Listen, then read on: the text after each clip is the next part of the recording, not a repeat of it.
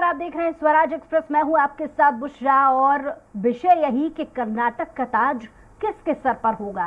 सभी की निगाहें इसको लेकर के बनी हुई हैं और स्वराज एक्सप्रेस भी मतगणना को लेकर तमाम अपडेट आप तक पहुंचा रहा है। कर्नाटक विधानसभा चुनाव की मतगणना शुरू हो चुकी है। शुरुआती रुझानों में लगातार आंकड़े बदल रहे हैं। अब कांग्रेस ने बड़ी बढ़त बनाते हुए बहुमत का आंकड़ा पार कर दिया है। कर्नाटक में 224 विधानसभा सीटों के लिए मतगणना जारी है और शुरुआती रुझान में आते ही दिल्ली के कांग्रेस दफ्तर में जश्न का माहौल देखा गया। कुछ तस्वीरें भी आपको दिखा रहे हैं कि किस तरीके से जश्न का माहौल कांग्रेस कार्यालय में देखने को मिला। तो दिल्ली में ये जश्न मनाया जा रहा है। वो बात और है कि जीत का ऐलान करने से पहले ही रुझानों की स्थिति को देखते हुए ये कहीं ना कहीं जाहिर है कि कांग्रेस की स्थिति कहां तक है और इस स्थिति को देखते हुए कांग्रेस में जश्न का माहौल। तो रुझानों में बहुमत की ओर कांग्रेस है। बीजेपी 78 पर, कांग्रेस 116 सीटों पर।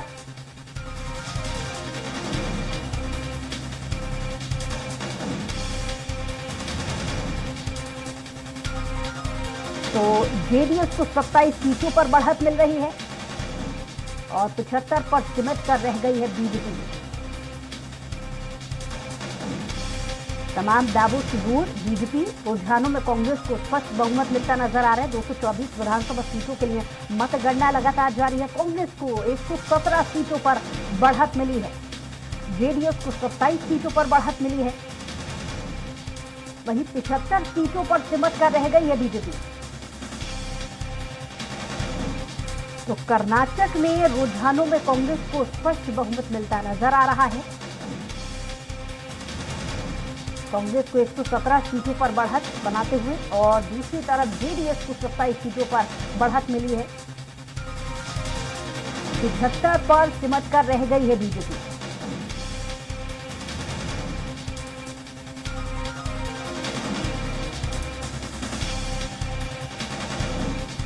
तो लगातार स्वराज एक्सप्रेस आपको तमाम जो रुझान कर्नाटक की मतगणना को लेकर आ रहे हैं वो हम आप तक पहुंचा रहे हैं। ताजा जानकारी के अनुसार 75 पर सिमट कर रह गई है बीजेपी। यानी कुछ समय और स्थिति पूरे तरीके से स्पष्ट होकर ऐलान में तब्दील हो जाएगी। एक अच्छा परफॉर्मेंस यहां पर कांग्रेस का नजर आया, जहां कांग्रेस की अभी तक की जानकारी के अनुसार रुझानों में 117 सीटें मिलती नजर आ रही हैं, जबकि बीजेपी 75 पर सिमट कर रह गई है।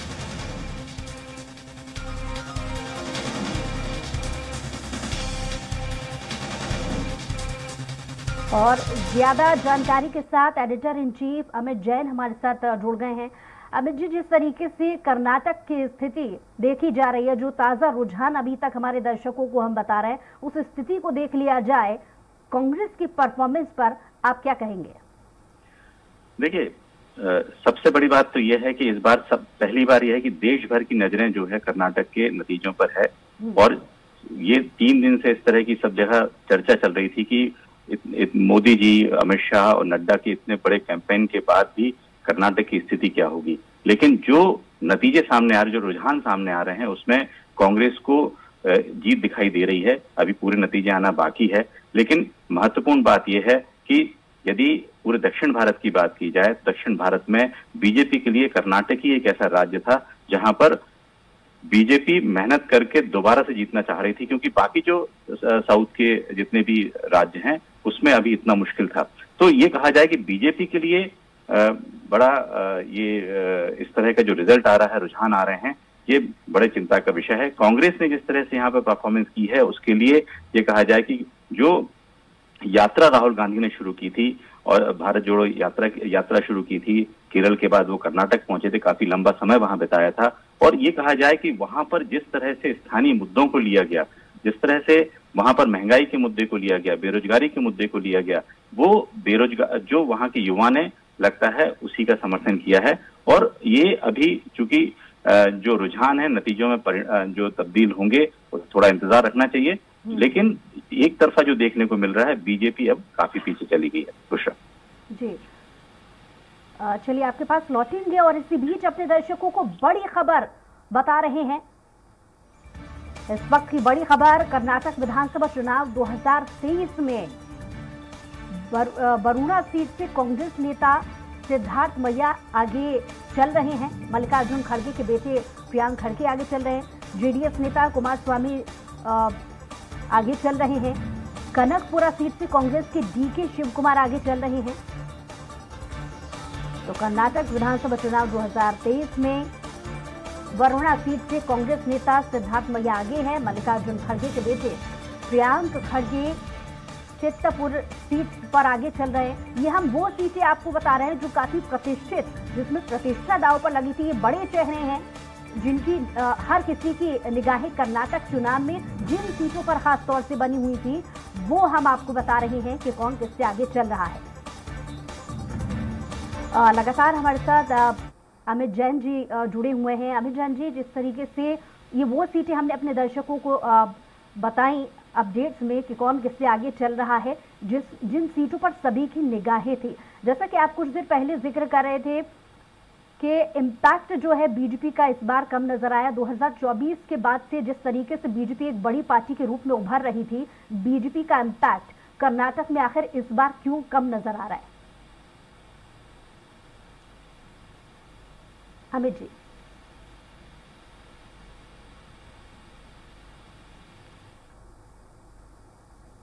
अमित जी, आप सुन पा रहे हैं? चलिए, अमित जी से हम दोबारा संपर्क करने की कोशिश करेंगे। तो जैसा कि एडिटर इन चीफ कुछ देर पहले हमारे साथ जुड़े थे, उन्होंने इस बात का भी जिक्र किया कि कांग्रेस ने बहुत अच्छा परफॉर्मेंस दिया है। उसकी वजह भी उन्होंने गिनाई कि लगातार जिस तरीके से कांग्रेस की सक्रियता भारत जोड़ो आंदोलन किया पूरे देश भर में उभर कर आई है, और जो स्थानीय मुद्दे कर्नाटक के रहे हैं वो कहीं ना कहीं हावी होते नजर आए। और जैसा कि मैं जिक्र कर रही थी कि 2014 से अभी तक, इस चुनाव से पहले तक, जिस तरीके से बीजेपी एक बड़ी पार्टी के रूप में उभरी थी, कहीं ना कहीं 2023 के कर्नाटक के विधानसभा चुनाव में बीजेपी का जो इम्पैक्ट है कम होता नजर आ रहा है। यही वजह है कि जो अभी तक रुझान, जो अभी तक आंकड़े अभी तक हम ताज़ा अपडेट के अनुसार अपने दर्शकों तक पहुंचा रहे हैं, उसमें कांग्रेस की बहुत अच्छी परफॉर्मेंस नजर आ रही है। और जैसा कि कुछ बड़ी सीटें जिस पर सभी की निगाहें डटी हुई थी, वो सीटें भी हमने आपको बताई। एक बार फिर से हमारे साथ अमित जैन जी जुड़ गए। अमित जैन जी, इम्पैक्ट को लेकर के आप बात कर रहे थे। 2014 के बाद जिस तरीके से बीजेपी बड़ी पार्टी के रूप में उभरी थी, कहीं ना कहीं 2023 के चुनाव में बीजेपी का इम्पैक्ट वहां पर कम हुआ है। वजह क्या मानेंगे?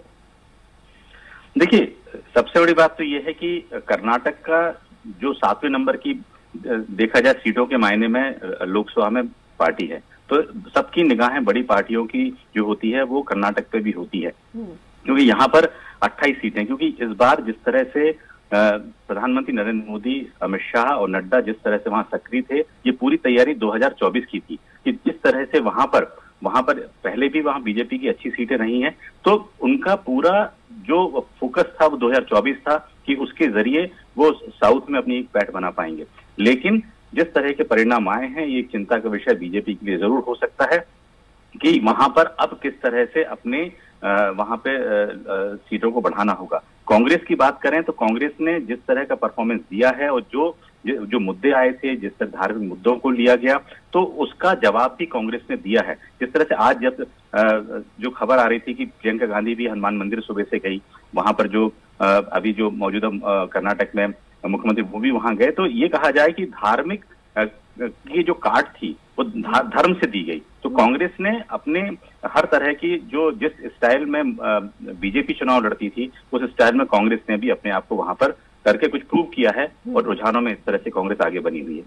जी, अमित जैन जी, जिस तरीके से किसी भी पार्टी के बड़े दिग्गज जो नेता होते हैं वो जब चुनाव में खड़े होते हैं तो कहीं ना कहीं पार्टी की प्रतिष्ठा भी दांव पर लगी होती है। अभी तक जैसा कि कुछ देर पहले हमने अपने दर्शकों को अपडेट दिया, जितनी भी कर्नाटक की बड़ी सीटें, बड़े चेहरों की जो सीटें थी, उस पर सभी पर, जैसे उदाहरण के तौर पर मल्लिकार्जुन खड़गे के जो बेटे हैं प्रियांक खड़गे, वो आगे चल रहे हैं। लगभग सभी जो बड़े चेहरों की सीटें हैं वो आगे चल रही हैं। तो प्रतिष्ठा को लेकर के एक अच्छा डैमेज कंट्रोल करने की कोशिश यहाँ पर कांग्रेस ने की है, क्या कहेंगे? देखिए, सबसे बड़ी बात तो ये है कि हर बार चुनाव में ऐसे चाहे वो राज्य के चुनाव हो या लोकसभा के चुनाव हो। राज्यों के चुनाव में भी जो भी बड़े चेहरे होते हैं, जो मंत्री होते हैं, बड़े चेहरे होते हैं, और या जो बड़े नेता उनके पुत्र होते हैं, इस तरह से यदि इस बार एक बहुत देखने में आया कि जो वहां पर बीजेपी के जो मंत्री थे वो पीछे चल रहे हैं। तो ये आया है कि ये देखिए जो मुद्दे हैं, जो मुद्दे बीजेपी ने उठाए थे, चाहे वो बजरंगबली का मुद्दा हो या वो गलत बयानबाजी को लेकर मुद्दा हो, प्रधानमंत्री पे जो छीटाकशी की गई है उसका मुद्दा हो, तो उस तरह के मुद्दे को जनता ने नकारा है। और जो सरकार को काम करने चाहिए थे, जो मैंने पहले भी कहा है कि महंगाई का मुद्दा हो या बेरोजगारी का मुद्दा हो या डेवलपमेंट का मुद्दा हो, उसको जनता ने स्वीकार किया है। और जो बड़े नेता हैं, यदि उनके कांग्रेस में यदि उनके पुत्र आगे चल रहे हैं, तो जाहिर है कि एक प्रकार से जनता ने कांग्रेस को सपोर्ट करने का मन बनाया हुआ है। जी अमित जैन जी, जिस तरीके से कर्नाटक में कैंपेनिंग करने से लेकर कर्नाटक के विधानसभा चुनाव 2023 की मतगणना तक आप क्योंकि स्वराज एक्सप्रेस ने भी पूरा कर्नाटक का जो कवरेज है वो अपने दर्शकों तक पहुंचाया है चुनाव से जुड़ा, ऐसे में बतौर मीडिया एनालिसिस एज एक्सपर्ट राय आप पूरे इस चुनाव को किस तरीके से देखेंगे? देखिए, कर्नाटक का जो चुनाव है, अभी ये कहा जाए कि आगे 5 राज्यों के और चुनाव आने हैं, जिसमें मिजोरम है, मध्य प्रदेश है, छत्तीसगढ़ है और राजस्थान है और तेलंगाना है। इन 5 राज्यों के चुनाव भी नवंबर दिसंबर में होने हैं।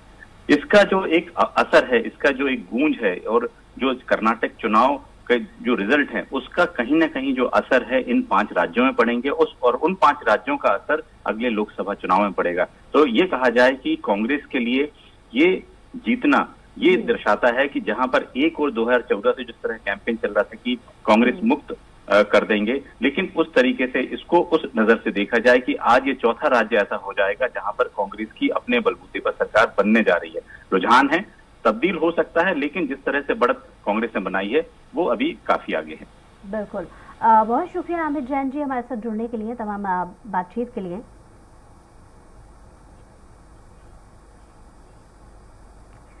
कर्नाटक का ताज किसके सर पर होगा, इस पर लगातार स्वराज एक्सप्रेस आपको बड़ा अपडेट देता रहा है और आगे भी देता रहेगा। लेकिन यहाँ पर वक्त है एक छोटे से ब्रेक का, ब्रेक के बाद जल्द लौटेंगे।